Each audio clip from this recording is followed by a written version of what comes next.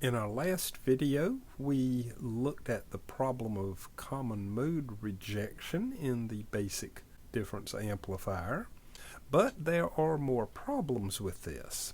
One problem is that you have finite input impedance. Now, we earlier talked about how to calculate the input impedance of circuits, and basically the inverting input impedance is going to be roughly R. The input impedance on the non-inverting terminal is a little bit more complicated than that, but nonetheless, neither one is going to be close to infinite. Now, there's a really simple fix for this. All you do is you hang a voltage follower on the front of each one, and if you choose an FET input op amp, then the input impedance on each of those is really high. So that's an easy fix, and this is the first step in building what is called an instrumentation amplifier, which has a lot of advantages over the basic difference amplifier. So just add a voltage follower on the front of each input to get that input impedance up. Now, the reason for the resistor R in the feedback loop instead of just a wire will become apparent later when we talk about the actual instrumentation amplifier. We're not quite there yet.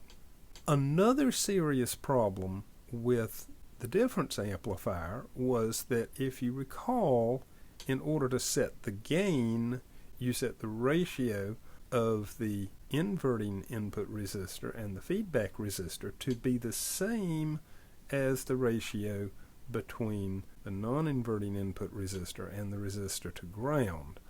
That's really problematic, because this means in order to adjust the gain, you've got to adjust two resistors simultaneously exactly the same. You are not going to do that.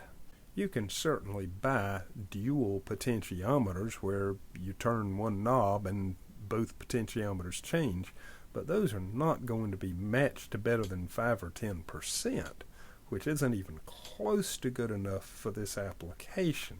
So what we really need is a way to adjust the gain of this circuit with just a single control, not a double one. This is also very easy. All you have to do is add a potentiometer between the inverting inputs of the two voltage followers.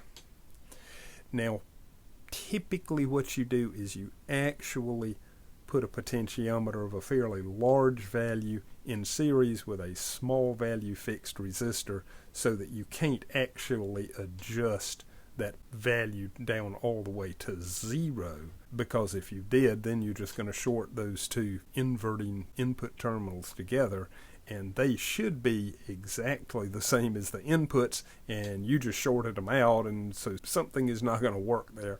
So you typically put a small resistor, say less than 100 ohms probably, in series with a big potentiometer, maybe 50K or 100K, something like that. But that's just to prevent you from putting a dead short between those two terminals. The book does a fine job of explaining how this circuit works. The two real keys to the analysis are, first of all, recognizing that the voltage at the inverting inputs of each of those two voltage followers is the same as the input voltage.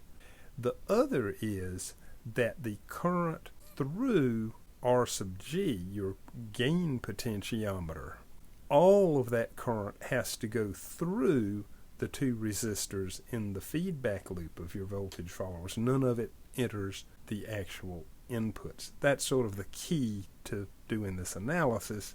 After that, it's not too difficult to work out that the output voltage is equal to 1 plus 2 times R, the common resistance of most of those resistors, divided by R sub G, all times the difference in the two inputs, V1 minus V2. So at this point, we have addressed common mode rejection, we have addressed finite input impedance, and we have addressed the problem of adjusting the gain with only a single control rather than having to adjust two resistors at once. The final problem we're going to look at with the instrumentation amplifier has to do with the fact that grounds are not perfect. That when your ground signal goes from one point to another, there's actually some resistance involved. And so if you've got any current going through that ground path, there's going to be a little voltage developed across that resistance, and that can cause problems. So we'll see that in our next video.